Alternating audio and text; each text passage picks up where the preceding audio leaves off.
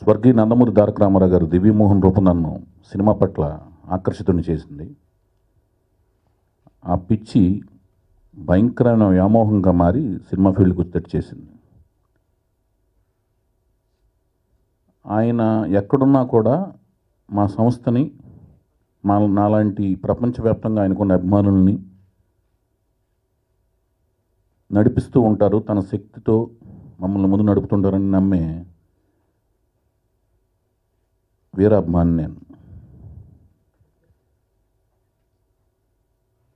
So నేను నా కష్టం వెనక, నా సుఖం వెనక స్వర్గీయ నందమూరి తారక రామారావు గారి దీవెనలు, ఆయన వదిలి వెళ్ళిన ఆశయాలు ఇవన్నీ ఉన్నాయి. అలాంటి ఆత్మవిశ్వాసంతోనూ మడం తిప్పిన పోరాటంతోనూ సినిమా ఫీల్డ్కి వచ్చి దర్శకుడిగా ఎదిగి నిర్మాతగా మారి డిస్ట్రిబ్యూటర్గా, ఎగ్జిబిటర్గా, స్టోరీ రైటర్గా ఎన్ని శాఖలు నిర్వర్తిస్తూ ఈ రోజున మీ అందరి ముందు ఒక గుర్తింపు పొజిషన్ తెచ్చుకున్నందుకు నాకు ఆనందంగా ఉంది. ఇంకా ఇప్పుడు రేయ్ సినిమా అనేది ఒక అద్భుతమైన అనుభవం నాకు నా జీవితంలో. అనుభవం ఎందుకంటున్నానంటే ఎంతో కష్టపడ్డాం. ఆ కష్టం మా ప్రొఫెషన్ రీత్యా కష్టపడతాం ఒకటి, ప్రతికూల పరిస్థితుల్లో అంటే ఏ పని చేసినా కూడా అది మాకు ప్రతికూలం అవుతుండేవి. ఇందులో ఎవ్వరు తప్పు లేదు. కానీ ఆ ప్రతికూల పరిస్థితుల్లో ఒక అనుకూలమైన అద్భుతమైన ప్రోడక్ట్ కోసం కాంప్రమైజ్ కాకుండా పోరాటం చేసే ఒక యుద్ధంలో లేట్ అవుతూ వచ్చింది. దానికి చాలా కారణాలు ఉన్నాయి. ఆ కారణాలన్నీ కూడా ఇది అద్భుతమైన విజయం సాధించిన తర్వాత ఒక బుక్గా కనుక రాస్తే చదివే వాళ్ళకి, ఆ చదివిన ద్వారా వినే వాళ్ళకి నిజంగా ఇన్ని ఘట్టాలు ఉన్నాయి, ఇందులో అందరూ ఇంత కష్టపడినా కూడా ఇన్ని ప్రతికూల పరిస్థితులు ఉన్నాయని ప్రతి ఒక్కరికి అర్థమవుతుంది. నాకు ఎప్పుడు ఒక డైలాగ్ ఎప్పుడు లైఫ్లో నాకు గుర్తుంటుంది. అదే నేను ఫిలాసఫీగా ఫీల్ అవుతుంటాను. మనం అనుకున్నవి ఎప్పుడూ జరగవు, అనుకోనివి మాత్రం అప్పుడప్పుడు జరుగుతుంటాయి. అలా నేను ఎప్పుడు అనుకోలేదు. ఒక 3.5-4 ఏళ్ల పాటు ఒక సినిమా తీయాల్సి వస్తుంది, ఒక సినిమాతో జర్నీ చేయాల్సి వస్తుందని నేనే కాదు, ఏ డైరెక్టర్, ఏ ప్రొడ్యూసర్ ఊహించరు. అలాంటి జరిగింది. బట్ ఈ జరిగిన వాతావరణంలోంచి ఒక అద్భుతమైన ప్రోడక్ట్ని డెఫినెట్గా సాధించామని ఒక ఆత్మసంతృప్తి ఉంది. ఇంత ఒక అద్భుతమైన ప్రాజెక్ట్కి మెటీరియలైజ్ అవటానికి కానీ, ఈ ప్రాజెక్ట్ అనుకోవటానికి కానీ ముఖ్య కారణం సాయి ధరమ్ తేజ్ యొక్క అప్పీరెన్స్ నన్ను అతని వైపు తిప్పుకునేలా చేసింది. సాయి ధరమ్ తేజ్ అంటే నాకు ఎవరో తెలియదు. చాలాసార్లు చెప్పాను. ఒక నిరాశ నిస్పృహ వాతావరణం మధ్యలో నేను బయటకు వచ్చినప్పుడు బౌలింగ్ చేస్తూ కనపడ్డాడు. కనిపించిన మనిషిలో ఆ చిరంజీవి గారి యంగ్ డేస్లో ఉన్న కదలికలు, మూమెంట్స్ కనపడి, ఫీచర్స్ కనపడి సినిమాలో యాక్ట్ చేస్తామని అడిగిన వెంటనే ఇలా మా మామయ్య గారు వాళ్ళు ప్లాన్ చేస్తున్నారని చెప్పారు. ఓహో అలా అనుకుని తర్వాత కొన్ని కనెక్షన్స్ ద్వారా ప్రాజెక్టు పవన్ కళ్యాణ్ గారు గైడెన్స్లో డిసైడ్ అవ్వడం జరిగింది. అదే రేయ్ అనమాట, సాయి ధరమ్ తేజ్ మొదటి చిత్రం. తర్వాత కళ్యాణ్ గారు నుంచి నేను చిరంజీవి గారు హీరోగా ఉన్నప్పుడు అసిస్టెంట్ డైరెక్టర్గా 3 సినిమాలు చేశాను. చిరంజీవి గారి దగ్గరికి వెళ్ళటం, తర్వాత నాగబాబు గారిని కలవటం, వాళ్ళందరి గైడెన్స్లోంచి సినిమా స్టార్ట్ అవ్వడం జరిగింది. ప్రతి దశలోనూ వాళ్ళ యొక్క మోరల్ సపోర్ట్ ఈ ప్రాజెక్టుకి ఉంది. ఒక్కొక్కరు ఒక్కొక్క డిపార్ట్మెంట్లో నిష్ణాతులు, ఆ నిష్ణాతులు యొక్క గైడెన్స్ నుంచి ప్రాజెక్టు డిజైన్ చేయబడి నాకు సపోర్ట్గా ఉండి ఇంత దూరం రావటం జరిగింది. సో ఫైనల్గా ఈ ప్రాజెక్ట్ అనేది నేను ఇంతకుముందు తీసిన ప్రాజెక్ట్స్ అంటే నా కెరీర్ స్టార్ట్ అవడమే కొత్త వాళ్ళతో స్టార్ట్ అయింది. శ్రీ సీతారాముల కళ్యాణం చూద్దాం రారండి, వెంకట్ హీరోగా, చాందిని హీరోయిన్గా ఆ సినిమా తీశాను. నాకు ఫస్ట్ ఫిల్మ్, వాళ్ళకి ఫస్ట్ ఫిల్మ్ మంచి హిట్ అయింది. తర్వాత మళ్ళీ కొత్త వాళ్ళతో లాహిర్లో సినిమాలో ఆదిత్య ఓం అంకితతో తీశాను, అది మంచి హిట్ అయింది. తర్వాత మళ్ళీ రామ్ హీరోగా, ఇలియానా హీరోయిన్గా దేవదాస్ తీశాను, అది మంచి హిట్ అయింది. అలా ఆ ప్రాసెస్లోనే 48 ఏళ్ల వయసులో హరికృష్ణ గారిని హీరోగా ఇమాజిన్ చేసుకుంటూ మా సంస్థ నుంచే, బొమ్మరుల సంస్థ నుంచే సీతయ్య అనే ఒక హీరోగా పెట్టి సినిమా తీశాను. అది సక్సెస్ఫుల్ అయింది.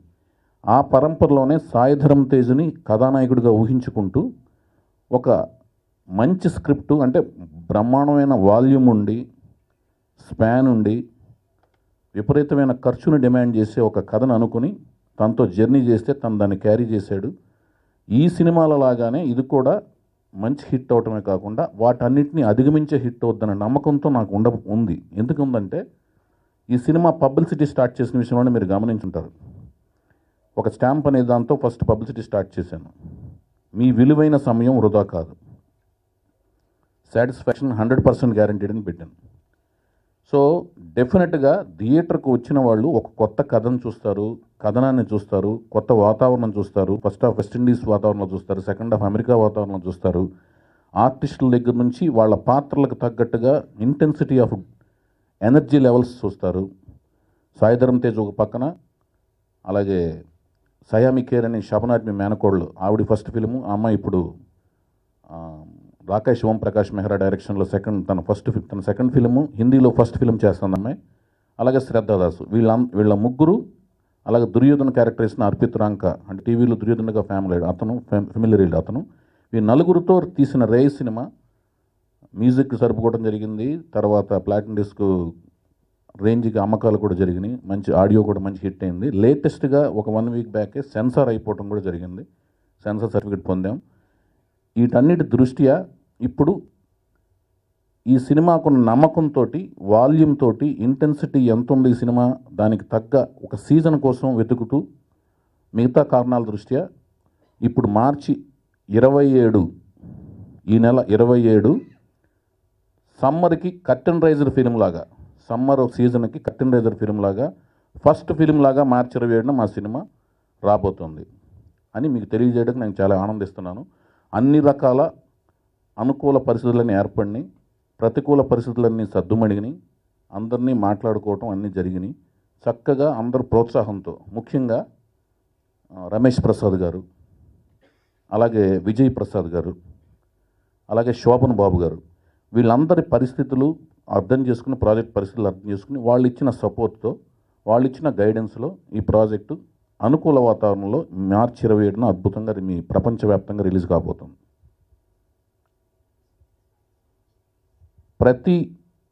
కష్టపడిన ప్రతి ఒక్క వ్యక్తిని ఎంత మూలలో దాక్కున్నా కూడా ఆ ప్రోడక్ట్ని, ఆ మనిషిని, అతని యొక్క టాలెంట్ని గుర్తించే లక్షణం మన తెలుగు ప్రేక్షకులకి ప్రతి ఒక్కసారి ఉందని నిరూపించుకున్నారు. అలాగే మా ఈ కష్టాన్ని కూడా గుర్తించి అద్భుతమైన ఆదరణ ఇస్తారని మనస్ఫూర్తిగా నేను నమ్ముతున్నాను. ఆ నమ్మకంతో ఇవాళ నుంచి ఈ cinema pre release publicity start చేస్తున్నాం. దానికి నాకు ఎన్నాళ్ళుగానో మీరు అందరూ తెలుసు, ఎలక్ట్రానిక్ మీడియా ప్రతినిధులుగాను, జర్నలిజం ప్రతినిధులుగాను, అలాగే అన్ని రంగాల్లో మీరు ప్రతి స్టేజ్లోనూ మీరందరూ నాకు స్నేహితులు, సన్నిహితులు. మీ అందరి ప్రోత్సాహం, గైడెన్స్, సలహాలు ఈ ప్రాజెక్టుకి కావాలి. ఎందుకంటే ఒక కష్టాల్లోంచి వస్తున్న ఈ ప్రాజెక్టుకి మీ బ్లెస్సింగ్స్, మీ విషెస్, మీ తోడ్పాటు, సహకారం కావాలని మనస్ఫూర్తి కోరుకుంటూ, నా ఈ ప్రయత్నం విజయవంతం అవుతుందని పైనుంచి, అలాగే మన తేజు వాళ్ళ మామయ్య గారు చిరంజీవి గారు, పవన్ కళ్యాణ్ గారు, అలాగే అరవింద్ గారు, వీళ్ళందరి సహాయ సహకారాలతో, వాళ్ళ గైడెన్స్తో, అలాగే నన్ను పైనుంచి దీవించే స్వర్గీయ నందమూరి తారక రామారావు ఆశీస్సులతో మార్చి 27న మీ ముందుకు రాబోతుందని తెలియజేయటకు మనస్ఫూర్తిగా ఇంకోసారి ఆనందంగా నేను సెలవు తీసుకున్నాను. ఫస్ట్ ఫిలింలోనే, ఫస్ట్ ప్రొడక్ట్లోనే ఇంత అద్భుతంగా చేశాడేంటి అని డెఫినెట్గా మీరు కాన్ఫిడెన్స్గా చూసి, అంటే మొదటి సినిమా కాదు, ఒక 10 సినిమాల అనుభవంతో చేసిన ఒక ఆర్టిస్ట్ లాగా ఉన్నాడు అన్న రేంజ్కి మీరు ఫిక్స్ అవుతారు, డెఫినెట్గా ఫీల్ అవుతారు. అది నా నమ్మకం.